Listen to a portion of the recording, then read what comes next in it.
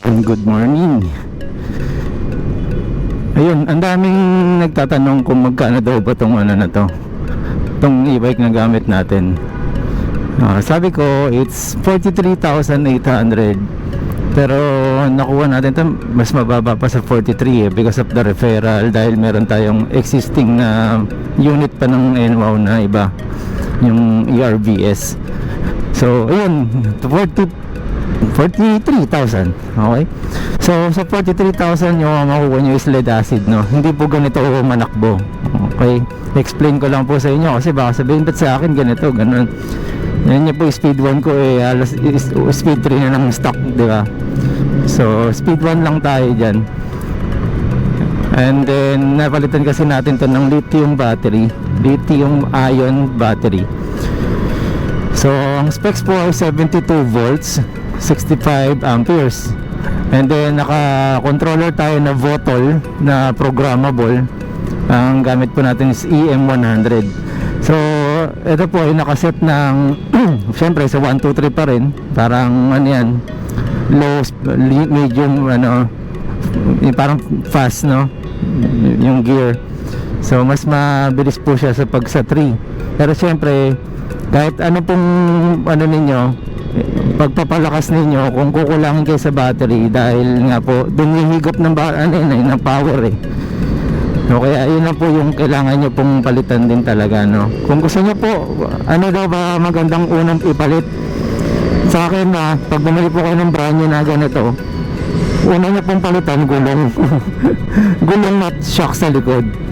Kung ano po yung mismo nasa videos ko sa YouTube, sa videos ko po kasi isa-isa ko po talaga, hindi mabigat po yan pag isang boltuhan, guys. Ewan ko lang, hindi, depende sa inyo, hindi, baka yung capacity ninyo kaya naman, you can afford naman.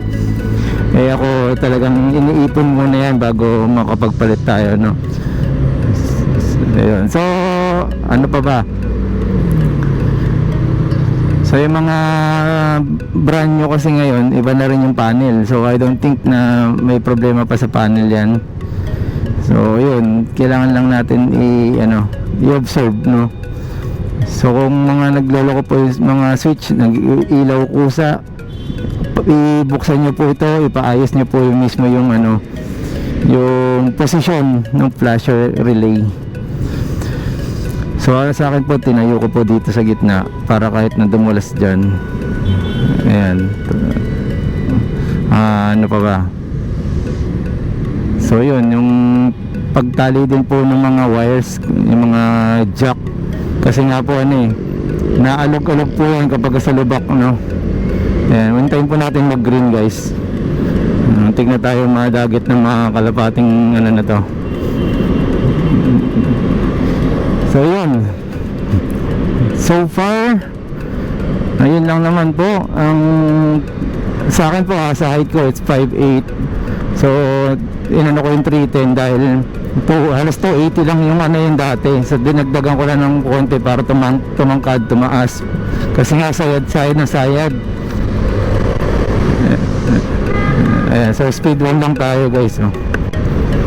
Pero nag 51 na tayo. Ayan, so ano pa rin, syempre throttle management pa rin tayo, kasi hindi naman natin kailangan laging baon dahil lumiinit po yung motor, no. Parang ano lang po to, isipin nyo po, kayo po nagpapaypay ng uling. The more na nakababad po kayo, the more na nagpapaypay kayo, pabaga siya ng pabaga. Okay, pabaga siya ng pabagas, which means the more heat na magbibigay sa hub ninyo, sa battery ninyo, sa controller ninyo. Kaya yun, sa lahat po ng e-bike yan, ha, sa lahat po ng e-bike yan. So yun, ang naman natin, kaya natin pagpiga, bitaw nyo rin para mag free wheel, no. Kasi at least hindi siya ng kuryente, hindi siya nagbababad, no. Kaya importante din po na malaman ninyo yung kasi yung iba nasusunog yung hub. Bakit? Pahon. Ito man ang hirap, pinipilit nyo pang i-throttle, so yung motor pigil. Dapat ang motor kailangan free flowing yan, So dapat umiikot siya. So kung pigil siya, ibig sabihin umiinit siyang pilit, nasusunog lang po yung parang pinaka ano niya, yung mga magnet niya. Ayun, kaya bumibitaw, no? Siyempre, okay lang naman yung ano, kung alam mo yung magpalit ng hall sensor. Kaya lang, abala pa rin yun. So imagine nyo po, this is April yata nung nabili ko, 2023. So magto 2 years na siya sa next year. Ay, 2 years, 3 years guys, 3 years. Magto 3 years na pala to. So 2 years na mahigit to. Ayan. So dito tayo sa ayan, ito na tayo sa may pa Santa Mesa. So ayan. Yan, okay lang, babad nyo yan, babad nyo. O di patulin kayo. So bitawan nyo na kasi ano naman eh, stop naman na dun eh. Go, not go. Ready, go tayo. So ayan, so okay lang yan, speed 1 lang tayo. Ayun na, huwag na tayo humabol guys. Ayan, nag-orange na. Pag ganyan, iwasan nyo pong humabol kasi aksidente po ang inahabol ninyo doon. Sarap ng tulog ni kuya. Ayun, so ano pa ba? Sa side mirror wala naman akong binago, yun pa rin. Nilagyan lang po natin ng goma dito. Butas, sorry butas, wala bang mag-sponsor dyan. So butas so butas nga, yun nga, butas nga dito. Kaya naglagay tayo ng ano, ng goma para hindi pinapasukan ng tubig. Ayan, ito nag-crack na. So hindi maiwasan yan sa WSP. Nakita niyo naman po ang mura, pasintabi po sa hindi po maka-afford agad ng halaga na to. Excuse muna.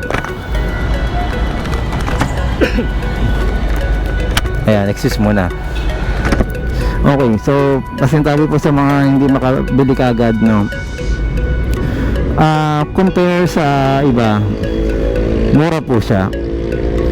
So ibig sabihin, yung quality na ini-expect ninyo, yan po siya, nagka-crack, diba? So yan, hindi ko pa nililinis talaga ng ano yan eh, kailangan i-wax yan. So yun yung quality na may bibigay sa'yo, no? Pero bakit ba ito pinili ko? Kahit pa paano po, meron kasing service si NWOW na lifetime, although ngayon napakadami na naka NWOW, madami rin nagpapagawa. So hindi na rin siya ano sa akin, hindi ko na rin siya nagagamit yung pag sa service, talagang ako na lang gumagawa. So nawala na rin yung ganong ano, kung bakit ako napakuha ng NWOW, kasi wala na rin, pati pagsagot wala na rin yung customer service nila eh. Yun lang ang nakakalungkot, no? Kasi medyo naiintindihan naman natin, napakadami talaga, no? Kaya lang syempre customer service pa rin yun eh. So yun, ayun ang ano natin, kailangan natin palitan para gusto nyo tumakbo na maayos. Ayun. So ang still ang akin naman ay ano pa rin to, sulit pa rin ba, kasi 2 taon mong gamitin yung naka-stock ka, sulit na yun guys eh. Basta yung palitan mo lang talaga yung gulong at yung shocks, okay ka na dun eh. So sa 2 taon mo, huwag mong pilitin na habang buhay yan guys. Kahit po sa sasakyan, hindi po pwedeng gano'n. I understand, ngayon lang po nakabili ng mga ano yung iba, dahil hindi nagkaroon ng lisensya, hindi nagkaroon ng basic knowledge, ano, yun. Ayun, so ayun, saka pag sinabing warranty, hindi naman kasama yung gulong kasi wear and tear yan. Talagang ano yan, ginagamit nyo na araw-araw eh. Kung mabutasan po kayo ng gulong, hindi po yan kasama. Okay, so hindi rin kasalanan ng ano yan, kayo po yung dumaan dun eh. So yun ang pinaka ano natin, para sa kaalaman po ng lahat, no? Yung iba talagang ano eh, may mali rin siya ano eh. So alam niyo kung ano, yung bumili ka ng brand new tapos ihahatid sa'yo ng sinakyan ng tao, dapat po yan hindi, kasi may odo eh. So pag tumaas ang ano, pag bumibili po kayo ng sasakyan, pag tumaas po ang mileage, ibig sabihin ginamit. So hindi siya brand new.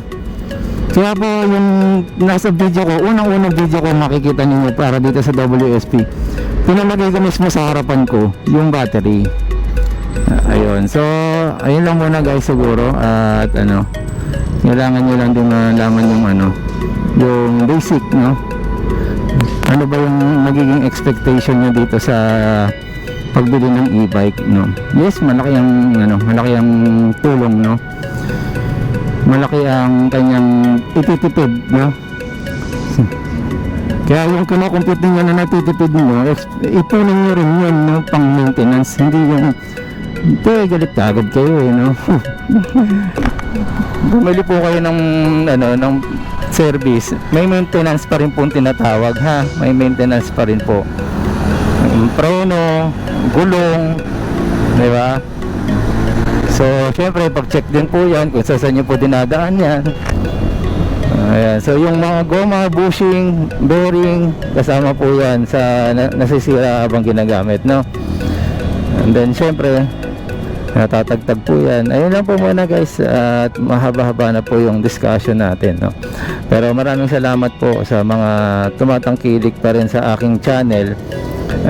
Nasa sa inyo po, pag tinatanong ko lagi kung anong pinipili, kung sa ano daw yung ibang brand, no? Di kung may budget kayo, di go for it, no? Kung tingin nyo mas sulit, go for it. Kasi ako, nag-budget lang talaga ako.